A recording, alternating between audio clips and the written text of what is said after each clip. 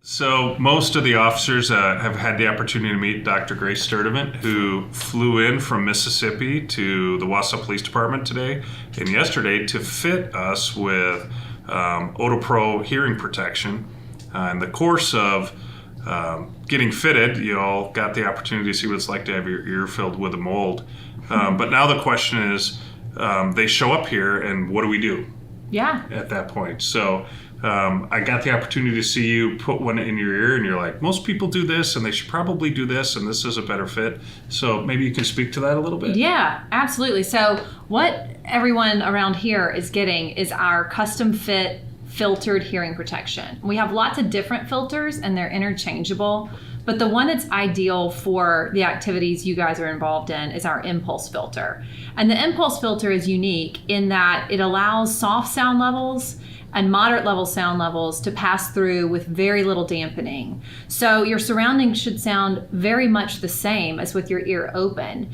And as sounds get louder, they are suppressed more and more, so that by the time you get up to the sound of a 160 decibel gunshot, this membrane inside the filter is completely stiff and it's as if you were wearing a solid earplug. But there's nothing to charge, there's no batteries. It is truly a sound baffle that's sophisticated enough to modulate the sound pressure coming through it. So that's what the product is. It's made out of a medical grade silicone that's not going to change with temperature if they get really hot or really cold. They're going to stay the same. They're made in a hearing aid laboratory, like I say, out of medical grade materials. Now, they're supposed to fit nice and snug. And anything custom fit in your ear is going to take some getting used to. And your own voice is going to sound different. And that is to be expected. Because you're now having to listen through the tiny hole of the filter. So I'll show you what it looks like in my ear. Let's check it out. Okay. So it's easier. I'm left-handed. It's easier for me to put it in the right ear. So for this, when you take the right earpiece, you know that the part that comes farther out toward the back is going to go toward the back of your head. And the ear canal part, the part that goes in, has got to be toward the front. That might seem like an idiot thing to say, but it's sometimes in the beginning it's easy to get them confused. So you're going to work on the ear canal part first, and you get that down in the canal. Everybody's ear canal is at different angles, but you see I'm kind of pulling back on my ear while I push in, and I think about almost pushing in toward my nose. Then I'm moving up to this piece here. And with this, you want to make sure you get it tucked in to the folds of your ear. And this is what I was showing you earlier, where once it's in completely, that's great. A lot of people will mistakenly leave the top part out like this. And that can create a sore spot. It can also cause some air leakage. We want to make sure we get that tucked in, just like that. Yeah. And then to get it out, you're just going to grab it around here and twist it toward the front, and it comes right out. Excellent. Easy. It'll take some getting used to. Multiple it does. And, repetitions. Right. And like I say, your own voice sounds a little bit boomy, and that's okay. And I encourage... My voice was born boomy. Boomy. But I do encourage everyone to really give it a chance for this to become the new normal for you. I have a multitude of clients that are now wearing these comfortably all day, and you get used to it, and then you have your hearing protection in and you're ready for anything. So I am very confident that every officer getting this very expensive hearing protection will take excellent care of it. Right. And I realize that sounds funny, but they will take care of this like it is the gun that they're issued on the day they're hired or sworn in here. But with that being said, can you talk about, obviously if we go to the shooting range, we want our officers to have their hearing protected, loud gunshots. I wear hearing aids and I've worn hearing protection every time I'm at the range.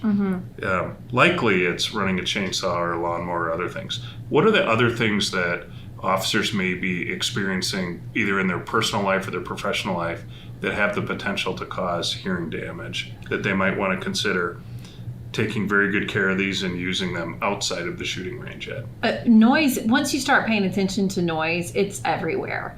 And noise exposure and noise-induced hearing loss is cumulative over a lifetime.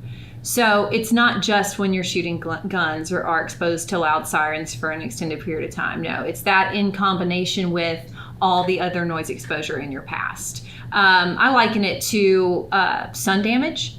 So I grew up in the age of tanning beds and tanning salons, and you might get a sunburn, your skin even might peel. It's kind of like when you get the temporary ringing in your ears after a big exposure. But then when you're young, that goes away and your skin looks great again. And then when you get into your 40s, your 50s, all that damage that you did at a cellular level when you were younger is starting to show up.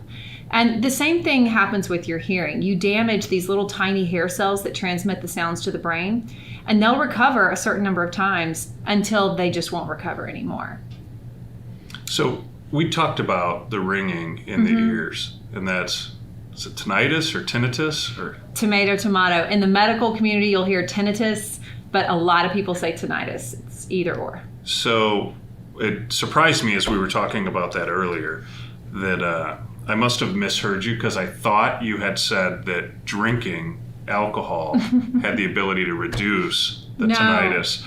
But what are some things for those of our staff who have tinnitus and have that ringing in their ear? What are some of the things that impact that, either the ability to reduce it or that might make it worse? Yeah.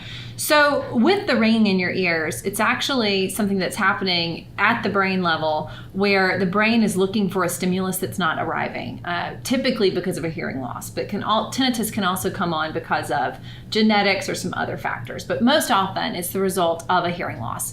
And even if it's at a very discrete pitch where you don't notice that it's a hearing difficulty, you just notice the ringing. The ringing is kind of the first warning sign that you're starting to get some damage to your hearing. Now, at the level of the brain is going to be working to compensate for that and to suppress the perception of that ringing. But when you have times of lack of sleep, stress, something traumatic happens, caffeine, alcohol, even salt intake can interfere with the brain's gating system that it's using to suppress the tinnitus.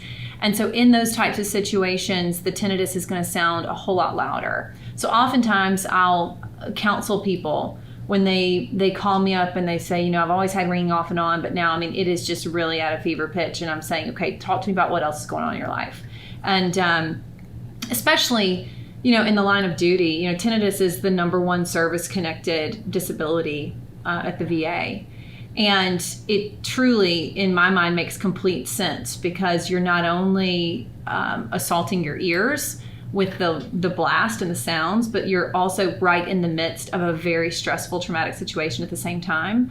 And so it can make it that much worse. So it is a physical reaction. It's not something that's just in your head. It is actually happening in your brain. And a lot of times the best course of treatment is a combination of taking care of yourself and your health and your diet and your mental health and getting control of your stress levels and your sleep. It's not gonna cure it, but it's gonna help you manage it.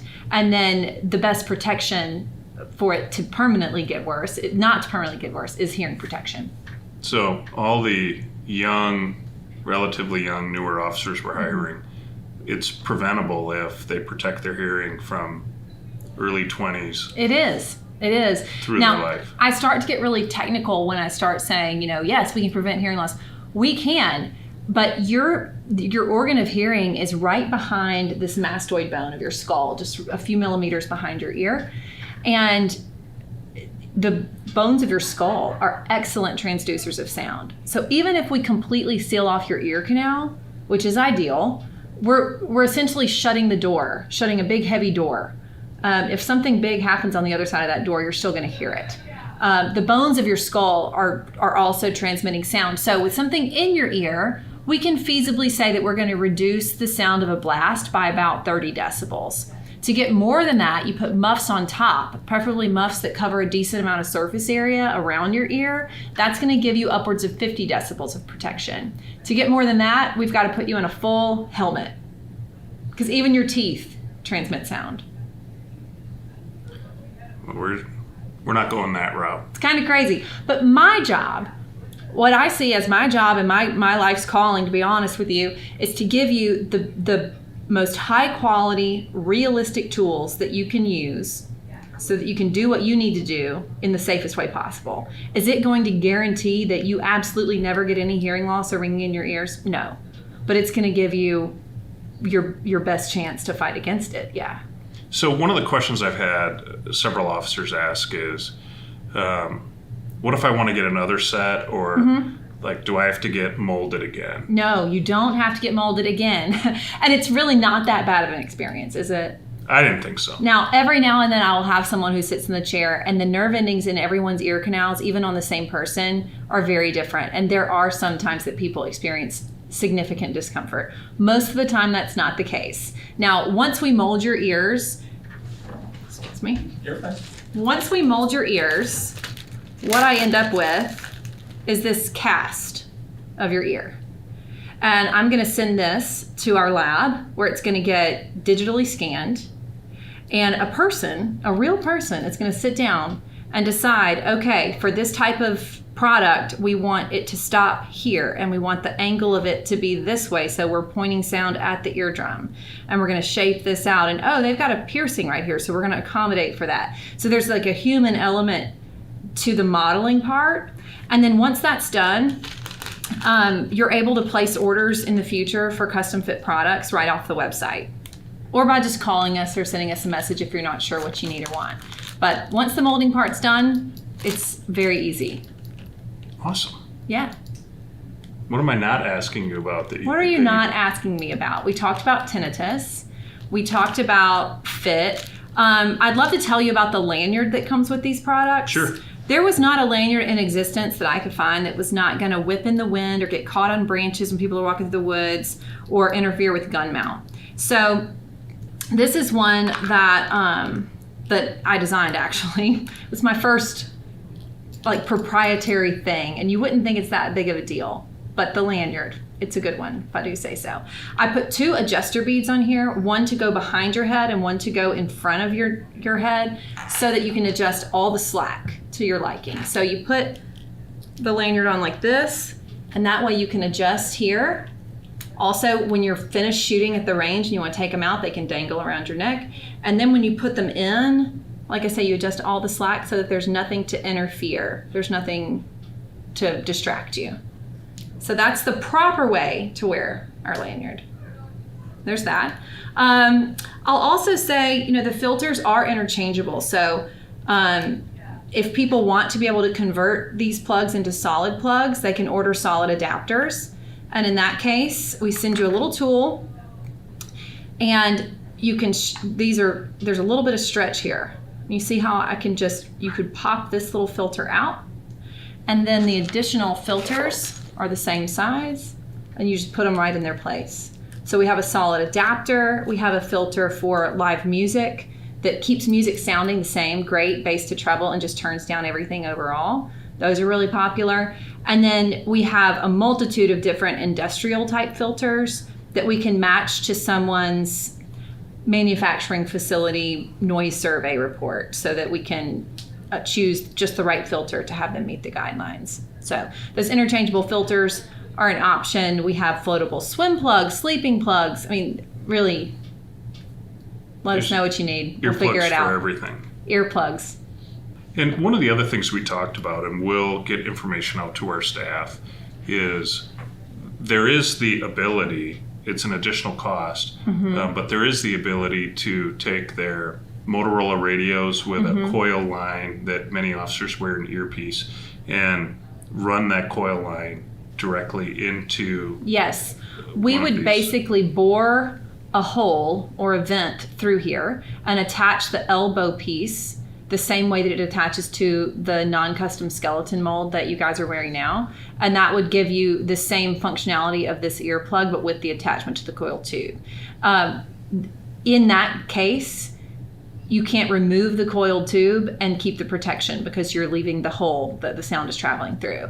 So that's why this is the better starting point, because you can wear it in so many different situations when you may not have your radio. But I think a wonderful next step, if somebody's wanting to do more, would be to let us know which ear and let us get you the radio attachment earpiece for that ear that you would pair with the one you've already gotten through the department.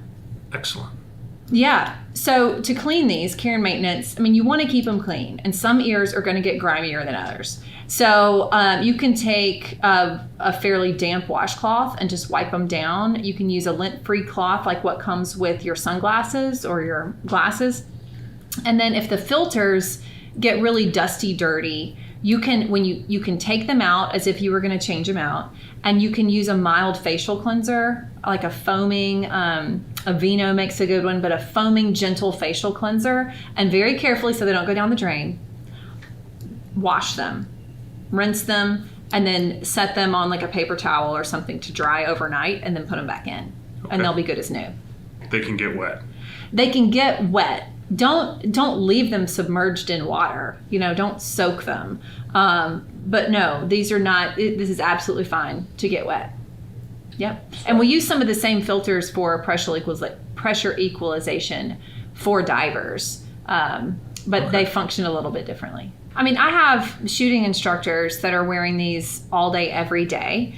And like I say, you get used to them. And the more you're able to wear them, then the less unusual it's going to feel when you do put them on. So I do recommend wearing them consistently and getting used to them, getting used to the way your voice sounds. It's absolutely possible to wear these on patrol and to wear them day in, day out. Now, the actual acceptance of that practice, I don't know. That's going to be officer specific, and it's going to depend on how important that is to that officer.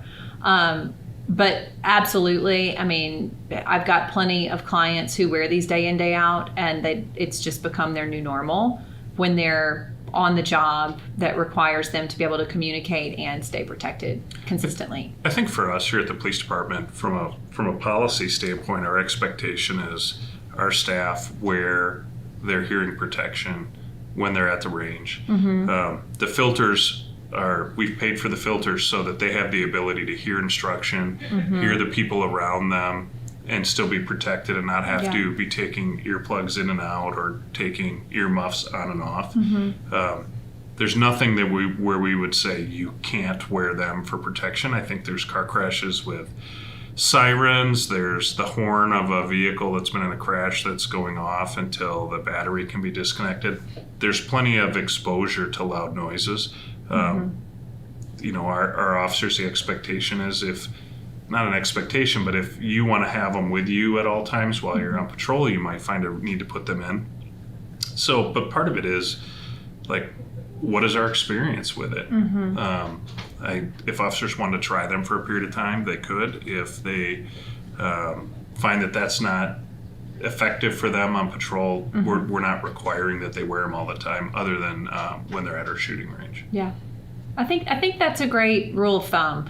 I also want to let people know that if there's any question about the fit or the function for you, if you're questioning, like, should it feel this way? We are more than happy to jump on a FaceTime call or a Google Meet and assess how they're fitting. And we have 60 days from the time you receive this product, according to our own policies, that we are willing to remake product for you and make sure that we've done everything in our power to get the optimal fit. So if there's something not right, don't wait 6 months to let us know that you're not totally happy with it, because we really want to make this the best it can be for you, and we don't know that there's a problem unless you tell us there's an issue. So it's not unusual when you first start wearing a really snug fitting custom product the way these are meant to be. There are some people that have to kind of work up their tolerance of that product in their ear, and that's okay. If you put them in and right at first there's just one spot, have your buddy take a look and make sure there's nothing, that it's in properly, and then give it a little bit of time, but then certainly let us know. Because with anything custom, there's going to be a margin for error, and we get most of it right the first time, but every now and then we do have to remake a product for somebody, and we're happy to do it. So odoprotechnologies.com, and I'm always looking for new products. Like this is the fancy Bluetooth streaming, amplifying, protection in one product. It's called the Sound Gear Phantom. It cost way too much money for what we could spend on everybody. It's very expensive, but it is kind of like the most bells and whistles on the market right now in protection. But I'm always looking for new, cool offerings to put on there. So we try to keep people updated on social media with what we're up to. and our website as well. So, but the products that you guys are getting have been tried and true since I started this business in 2018, and the filters are unique and are far superior to some of the lower end filters that are on the market. The sound quality is unlike any other that I've tried.